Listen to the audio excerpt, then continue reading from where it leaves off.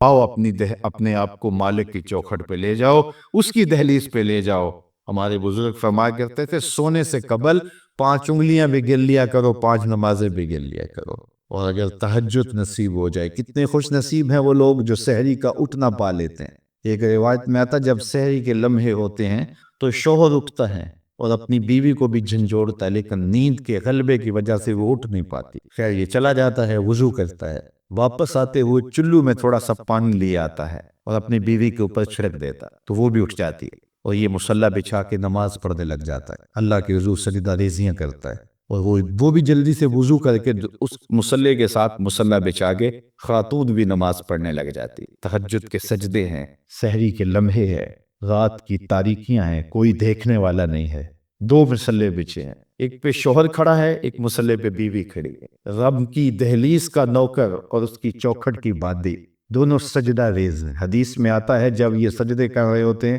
اللہ دیکھ کے مسکرا رہا ہوتا ہے، اپنی شان کے مطابق مسکرا رہا ہوتا ہے کہ دیکھو میرا بندہ اور میری بندی میرے لیے سجدے کر رہے ہیں، پھر کتنی رحمتیں برستی ہیں، کتنی کرم نوازیاں ہوتی ہیں۔ ذرا اپنی سحریوں کا آغاز سجدوں سے کرو، پھر آپ کو کسی بابے کے پاس نہیں جانا پڑے گا کہ جن آ گیا، بھوت آ گیا، ہمارے گھر میں سایہ ہو گیا، بدروحوں کا اثر ہو گیا، کسی نے تعویذ ڈال دیے، جادو کر دیا، ٹونا کر دیا۔ تہجد کے سجدوں سے اپنے مسلوں کو آباد تو کر کے دیکھو، تمہارے گھر پہ چھم چھم رحمتوں کا نزول ہوگا، کرم نوازیاں اترے گی تمہارے گھر کے اندر، انوار برسے گی۔ آؤ اس کی چوکھٹ پہ آؤ، اس کی کرم نوازیوں کہ رنگ دیکھو کہ وہ کتنے کرم نوازیاں کرتا ہے، پھر رزق کے دروازے بھی کھلیں گے تمہارے لیے، رحمتوں کے دروازے بھی کھلیں گے، سکون اور طمانینت کے دروازے بھی کھلیں گے، اندر سے روشنی پھوٹے گی۔ تو کہا ہر جان یہ دیکھے اس نے آنے والے کل کے لیے آگے کیا بھیجا ہے۔ پھر کہا واتقوا اللہ، اور اللہ سے ڈر جاؤ۔ پھر دوبارہ وہی تلقین، پھر ارشاد فرما ان اللہ خبیر بما تعملون،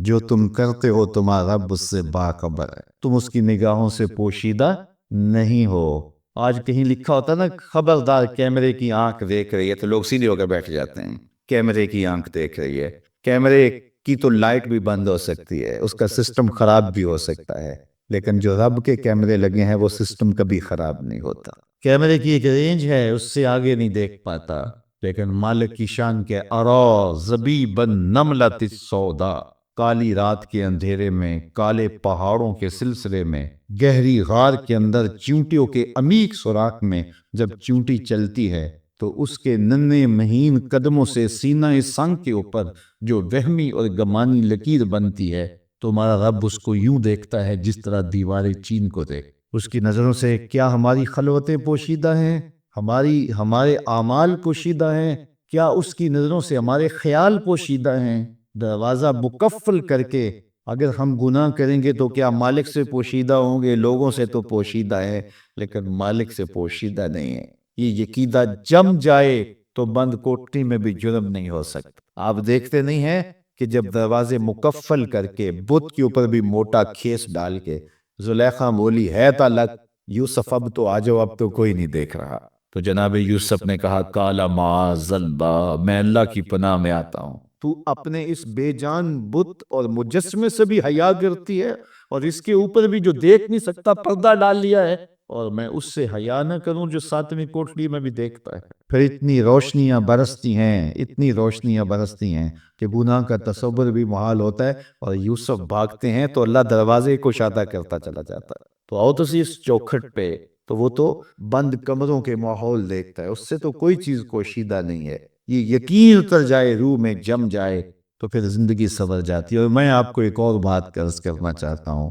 کہ بطور سنی آپ تو یہ بھی عقیدہ رکھتے ہیں کہ رسول کریم کی نگاہوں سے کچھ پوشیدہ نہیں ہے، تو کیا یہ عقیدہ 3 گھنٹے کے مناظرے کے لیے رکھا ہوا ہے کہ عمل پہ بھی اس کا کوئی اثر ہے؟ اگر عمل پہ کوئی اثر ہے تو پھر بند خلوت کدے میں بھی جرم کرتے شرم آئے کہ رسول اللہ کی نگاہوں سے تو کچھ پوشیدہ نہیں۔ پھر ہماری خلوتیں جو ہے وہ پاک ہو جائیں، ہماری جلوتیں پاک ہو جائیں، ہم رسول اللہ کی نگاہوں سے بھی پوشیدہ نہیں رہ سکتے۔ ان کی نگاہیں دوربین بھی دیکھتی، ہمارے رب کی نگاہیں بھی دیکھتی، حضور اللہ کی عطا سے دیکھتی۔ تو جب یہ عقیدے جم جائیں گے، روح میں اتر جائیں گے، تو زندگی میں نظم پیدا ہو جائے گا۔ جہاں کوئی سیکورٹی نہیں پہنچتی، کوئی عقیدہ نہیں پہنچتا، کوئی جو ہے وہ کیمرہ نہیں پہنچتا، وہاں یہ عقیدہ پہنچتا ہے ان اللہ خبیر بما تعملون، جو تم کرتے ہو تمہارا رب اس سے باخبر ہے۔ اللہ تعالیٰ جل شانہ نے اس شخص کی کہانی کو بیان کیا ہے جو قیامت کے دن جہنم کی طرف جا رہا ہوگا۔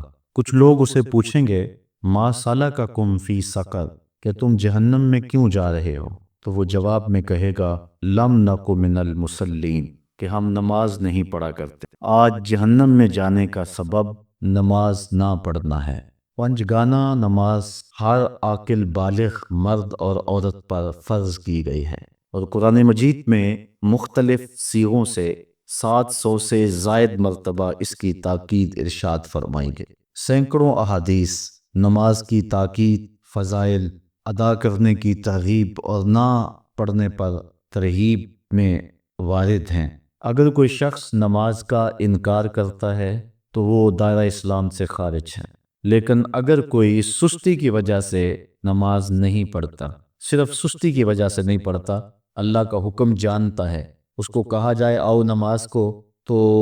وہ آگے سے مذاق نہیں کرتا یا نماز کا تمسخر یا استحقار نہیں کرتا، بلکہ بس اپنی سستی کی وجہ سے مسجد میں نہیں آتا۔ جو نماز کو ہلکا جانے، خفیف جانے، وہ بھی دائرہ اسلام سے خارج ہے اور کافر ہے۔ لیکن جو شخص اس کو اللہ کا حکم جانتا ہے اور اس کو پڑھنا اپنے اوپر ضروری سمجھتا ہے لیکن سستی کی وجہ سے پڑھ نہیں سکتا، تو اس کے بارے میں علماء کی آراء مختلف ہیں۔ حضرت امام اسحاق اور حضرت امام احمد رضی اللہ تعالی عنہما آپ تو فرماتے ہیں کہ ایسا شخص کافر ہے اور اس کو قتل کرنا واجب ہے۔ حضرت امام مالک کا قول ہے کہ، اور امام شافعی کا بھی یہی قول ہے، وہ بھی کہتے ہیں کہ اس کو قتل کیا جائے گا اور بطور حد قتل کیا جائے گا۔ حضرت امام اعظم امام ابو حنیفہ علیہ رحمہ آپ فرماتے ہیں کہ بے نمازی کو قتل نہیں کیا جائے گا بلکہ اس پر تعزیر نافذ ہو۔ یہ حاکم وقت کی ثوابدید پر ہے کہ وہ اس پر کیا سزا دیتا ہے، اور فرمایا اس کو 7 قید کیا جائے گا اور توبہ کے لیے اس کو زور دیا جائے گا۔ اگر وہ توبہ کر لے تو اس کو قید سے باہر نکال لیا جائے گا، ورنہ اس کو قید رکھا جائے گا۔ صحابہ کہتے ہیں کہ ہم کسی عمل کے تارک کو کافر نہیں سمجھتے تھے سوائے نماز کے تارک، اور آقا کریم علیہ السلام کا ایک فرمان ہے من ترک الصلاۃ متعمدا فقد کفر جہارا، جس نے جان بوجھ کے نماز چھوڑی اس نے اعلانیہ کفر کیا۔ امام اعظم امام ابو حنیفہ علیہ رحمہ وہ فرماتے ہیں کہ یہ حدیث محل ترہیب میں ہے، گویا اس نے کافروں والا کام کیا، اس لیے آپ یہ فتویٰ دیتے ہیں کہ اس کو قید کیا جائے گا اور نماز کی پابندی کا زور دیا جائے گا، اور وہ توبہ کرے تو اس کو چھوڑ دیا جائے گا۔ لیکن باقی ائمہ بعض کہتے ہیں اس کو حداً قتل کیا جائے، اور امام اسحاق اور امام احمد کہتے ہیں اس کو قتل کرنا واجب ہے۔ تو بے نمازی جو اللہ کے حکم کی پابندی سستی کی وجہ سے نہیں کرتا، یہ اس کے لیے حکم ہے۔ جو شخص تحقیر کرتا ہے نماز کی، ہلکا جانتا ہے، تمسخر اڑاتا ہے یا اس کا انکار کرتا، تو اس کے بارے میں علماء کے اندر کوئی اختلاف نہیں ہے، وہ ائمہ اربعہ کے نزدیک کافر ہے، دائرہ اسلام سے خارج ہے، مرتد ہے۔ لیکن سستی کی وجہ سے نماز نہ پڑھنے والا، اس کے بارے میں علماء کا یہ موقف ہے۔ حضرت غوث اعظم الشیخ سید عبد القادر جیلانی علیہ رحمہ آپ فرماتے ہیں کہ بے نمازی کو مسلمانوں کے قبرستان میں دفن نہ کرو۔ حضرت سلطان باہو علیہ رحمہ آپ کا قول ہے کہ بے نمازی سے خنزیر بھی پناہ مانگتا۔ حضرت شیخ سعدی شیرازی فرماتے ہیں بے نمازی کو قرض نہ دو، جو اللہ کا قرضہ ادا نہیں کرتا تمہارا قرض کیسے لٹائے گا۔ اب آئیے ہم حضور علیہ السلام کے فرامین دیکھتے ہیں اس حوالے سے۔ حضرت جابر بن عبداللہ انصاری رضی اللہ تعالی عنہ سے مروی ایک روایت جس کو امام ابو داؤد نے روایت کیا، امام نسائی نے روایت کیا، دیگر محدثین نے روایت۔ آقا کریم نے ارشاد فرمایا بین الرجل و بین الکفر ترک الصلاۃ، آدمی اور کفر کے درمیان ترک صلاۃ ہے، یعنی بندہ مومن اور بندہ کافر کے درمیان ترک صلاۃ ہے۔ جو نماز پڑھتا ہے وہ مومن ہے، اور جو نماز نہیں پڑھتا تو وہ کافروں والا کام کرتا ہے، یا دیگر ائمہ کے نزدیک وہ کافر ہے۔ یہ ترہیباً نہیں بلکہ یہ حکم ہے۔ اور حضرت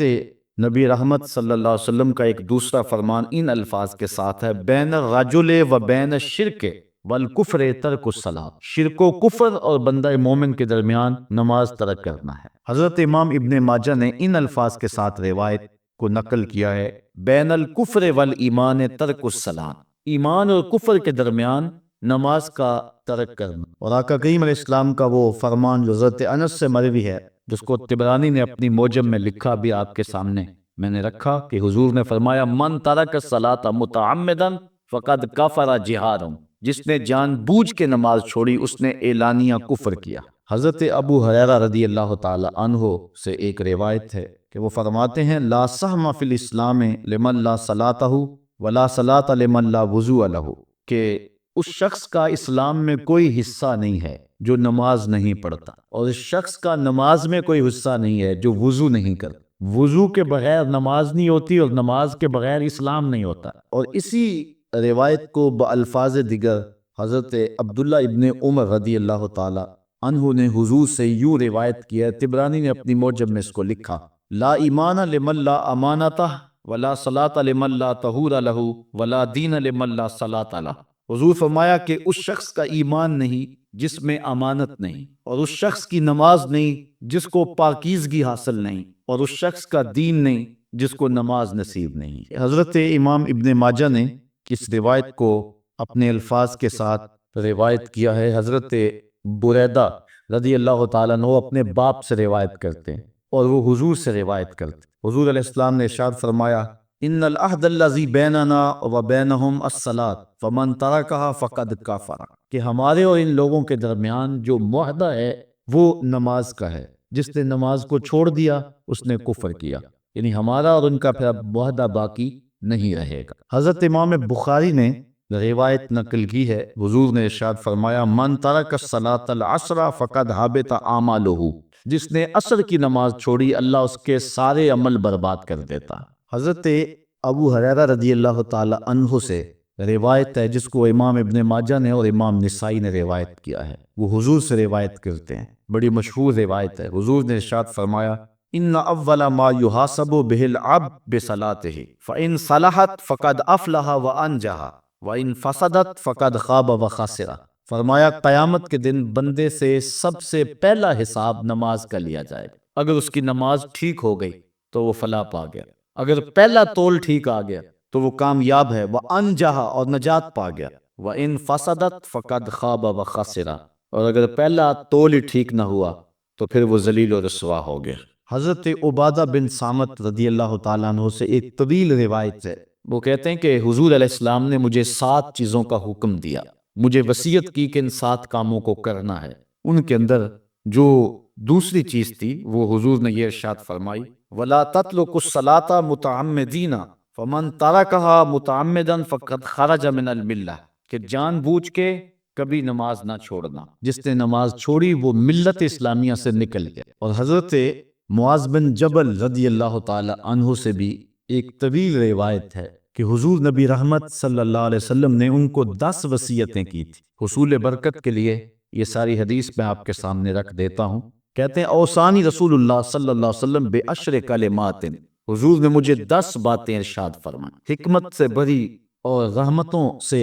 بھری ہوئی ایک ایک بات، ان کے بول بہاروں جیسے اور اصحاب ستاروں جیسے۔ تو اتنا خوبصورت کلام، لہو خورشید کا ٹپکے اگر ذرے کا جگر چیے۔ حضور نے 10 باتیں حضرت معاذ بن جبل رضی اللہ تعالی عنہ کو بطور وصیت ارشاد، کہتے ہیں کالا، حضور نے مجھے کہا، ارشاد کیا لا تشرک باللہ شیئا وان قتلت وحرقت، اللہ کے ساتھ کسی کو شریک نہ ٹھہرانا، اگرچہ تجھے قتل بھی کیا جائے اور تجھے آگ میں جلا بھی دیا جائے، کبھی بھی اللہ کے ساتھ شریک نہ ٹھہرانا۔ دوسری بات حضور نے مجھے یہ ارشاد فرمائی ولا تعص والدیک وَإِنْ أَمَرَاكَ أَن تَخْرُجَ مِنْ أَهْلِكَ وَمَالِكَ، کہ اپنے والدین کی کبھی نافرمانی نہ کرنا، اگرچہ تجھے حکم دیں کہ اپنے مال کو اور اپنے بچوں کو لے کے گھر سے نکل جا، تو کہا یہ کر لینا، نکل جانا، لیکن والدین کی نافرمانی نہ کر۔ تیسری بات حضور نے ارشاد فرمائی وَلَا تَتْرُكَنَّ صَلَاةً مَكْتُوبًا مُتَعَمِّدًا فَإِنَّ مَن تَرَكَ صَلَاةً مَكْتُوبَةً مُتَعَمِّدًا فَقَدْ بَرِئَتْ مِنْهُ ذِمَّةُ اللَّهِ فرمایا اے معاذ بن جبل، فرض نماز جان بوجھ کر کبھی بھی نہ چھوڑنا، زندگی میں کبھی نہ ہو کہ تجھ سے فرض نماز چھوٹے، اس لیے کہ جس نے فرض نماز جان بوجھ کے چھوڑ دی، اللہ اور اس کے رسول نے اس سے اپنا ذمہ اٹھا لیا، اب وہ جدھر مرضی جائے، اللہ نے جو ذمہ لیا ہوا ہے مومن کا، اللہ اٹھا لے۔ چوتھی چیز حضور نے جو ارشاد فرمائی، وَلَا تَشْرِبَنَّ خَمْرًا فَإِنَّهُ رَأْسُ كُلِّ فَاحِشَةٍ، اے معاذ بن جبل، زندگی میں کبھی بھی شراب نہ پینا، ہر بے حیائی کی جڑ ہے اور بنیاد ہے شراب۔ پانچویں چیز کہتے ہیں حضور نے جو مجھے ارشاد فرمائی وہ یہ تھی، وَإِيَّاكَ وَالْمَعْصِيَةَ فَإِنَّ بِالْمَعْصِيَةِ حَلَّ سَخَطُ اللَّهِ، کہا کبھی اللہ کی نافرمانی نہ کر، اللہ کی نافرمانی سے اللہ کی ناراضگی مول لینے والی بات ہے، اللہ تعالیٰ کی معصیت سے اس کی ناراضگی جائز ہو جاتی ہے، حلال ہو جاتی ہے۔ اور چھٹی چیز کہتے ہیں حضور نے یوں ارشاد فرمائی، وَإِيَّاكَ وَالْفِرَارَ مِنَ الزَّحْفِ وَإِنْ هَلَكَ النَّاسِ، کہا جب محاذ پہ ڈٹا ہونا تو کبھی پیٹھ نہ پھیرنا، اگرچہ لاشیں جو ہیں وہ گر رہی ہوں اور لوگ ہلاک ہو رہے ہوں، سارے لشکر کے ہلاک ہو جانے کا ڈر بھی ہو، لیکن کہا معاذ بن جبل میں تمہیں وصیت کرتا ہوں کبھی پیٹ پھیر کے بھاگنا نہیں ہے۔ حضور نے کہتے ہیں مجھے جو ساتویں چیز ارشاد فرمائی وہ یہ تھی، وَإِنْ أَصَابَ النَّاسَ مَوْتٌ فَاصْبُتْ، اگر تو کسی ایسے علاقے میں رہتا ہو جہاں موت آ جائے، کوئی بیماری آ جائے موت والی، تو علاقہ چھوڑ کے بھاگنا نہ، وہیں رہنا، تیری قسمت میں زندگی ہوئی تجھے کوئی موت دے نہیں سکتا، اور اگر موت تیرے لیے لکھی گئی ہے تو جہاں مرضی چلا جائے تو موت سے بچ نہیں سکتا، اس لیے ایسے مقام سے بھاگ کر نہ جانا، وہیں ڈٹے رہنا اور وہیں رکے رہنا۔ آٹھویں چیز کہتے ہیں حضور نے مجھے ارشاد فرمائی، وَأَنفِقْ عَلَىٰ أَهْلِكَ مِن طَوْلِكَ، کہا اللہ نے تجھے جو وسعت دی ہے، تجھے جو مال دیا ہے، اس کو اپنی اولاد پر کھل کے خرچ کرنا، اپنی اولاد سے بخل نہ کرنا، اولاد کے معاملے کے اندر جہاں ان کی ضرورت ہو اس کو کھل کے پورا کر۔ اور حضور نے نویں بات جو ارشاد فرمائی وہ یہ تھی، وَلَا تَرْفَعْ عَنْهُمْ عَصَاكَ عَدَبًا، اپنی اولاد کو ادب سکھانے کے لیے ڈنڈا نہ چھوڑنا، عصا ہمیشہ لٹکا کے رکھنا، کوڑا باندھ کے رکھنا۔ اور 10ویں چیز کہتے ہیں حضور نے جو مجھے ارشاد فرمائی، وَأَخْفِهِمْ فِي اللَّهِ، اپنی اولاد کے دل میں اللہ کا خوف ڈالتے رہنا، اللہ کا ڈر پیدا کرنا اپنی اولاد کے اندر۔ تو نے اپنی اولاد کو یونیورسٹی اور کالجوں تک پہنچایا، بیرون ملک سے بھی تعلیم دلوائی، لیکن اللہ کا خوف نہ سکھایا۔ اللہ کا خوف سکھانا اپنی اولاد کو، ایسے لوگوں کی صحبت میں بٹھانا جن کی صحبت میں بیٹھ کر اللہ کا خوف پیدا ہو جائے، ان کو ایسی کتابیں لا کے دینا کہ جن سے خشیت الہی ان کے سینے میں پیدا ہو۔ اگر تو نے سب کچھ دے دیا، عالی نسب بنگلے دے دی اپنی اولاد کو، تو نے جو ہے وہ بہت اچھی تعلیم دلوا دی اپنی اولاد کو، دنیاوی سوسائٹی کے اندر ان کا وقار بہت بلند ہو گیا، تو نے سب کچھ دے دیا اپنی اولاد کو، اللہ کا خوف نہیں دیا تو کچھ بھی نہیں دیا۔ تو حضور نے جو 10ویں وصیت حضرت معاذ بن جبل کو کی وہ یہ ہے کہ انہیں اللہ سے ڈراتے رہنا، اللہ تعالیٰ کا خوف، ان کی خشیت ان کے سینے میں پیدا کرنا۔ اللہ اکبر۔ حضور کا ایک اور فرمان سنیے، حضور نے فرمایا کہ جو شخص نماز چھوڑتا ہے، ایک طویل حدیث ہے جس کا یہ حصہ ہے، وَكَانَ يَوْمَ الْقِيَامَةِ مَعَ قَارُونَ وَفِرْعَوْنَ وَحَامَانَ وَأُبَيِّ بْنِ خَلَف، جو نماز ترک کرتا ہے قیامت کے دن قارون کے ساتھ، فرعون کے ساتھ، حامان کے ساتھ اور ابی ابن خلف کے ساتھ کھڑا کر دیا جائے گا۔ جس صف میں اللہ کے دشمن کھڑے ہوئے ہوں گے، بے نوازی کو بھی اس صف میں کھڑا کر دیا جائے۔ کتنی رسوائی ہے، کتنی ذلت ہے۔ کوئی بندہ یہ گوارا کرتا ہے کہ مجھے اس صف میں کھڑا کر دیا جائے جس میں دشمنان خدا کھڑے، دشمنان رسول کھڑے، میری کوئی بہن، میری کوئی بیٹی، کیا یہ گوارا کر سکتی ہے کہ اس کو حضور پہ کانٹے پھینکنے والی ام جمیل کے ساتھ کھڑا کر دیا جائے، اس کو حضور کو اذیت دینے والی عورتوں کے ساتھ کھڑا کر دیا جائے؟ نہ میری کوئی بہن اور نہ کوئی میری ماں اس بات کو گوارا کرتی۔ تو جب ہم یہ گوارا نہیں کرتے تو پھر ہمیں عزم کرنا چاہیے کہ آج کے بعد نماز نہیں چھوڑنی۔ تو آئیے میں اور آپ اپنی زندگی کو ایک نظم میں لائیں، جو اللہ نے ہمیں مہلت دی، وقت دیا، آج ہمیں اللہ نے مہلت دی ہے، ہمارے پاس ابھی زندگی ہے، سانسیں چل رہی ہیں، توبہ کا دروازہ بھی بند نہیں ہوا، اس کے چوکھٹ اس کے حضور آئیں گے، توبہ کریں گے، وہ سارے گناہ معاف کر دے گا۔ آئیے اپنی زندگی کو اس کی دہلیز پہ لے آئیں۔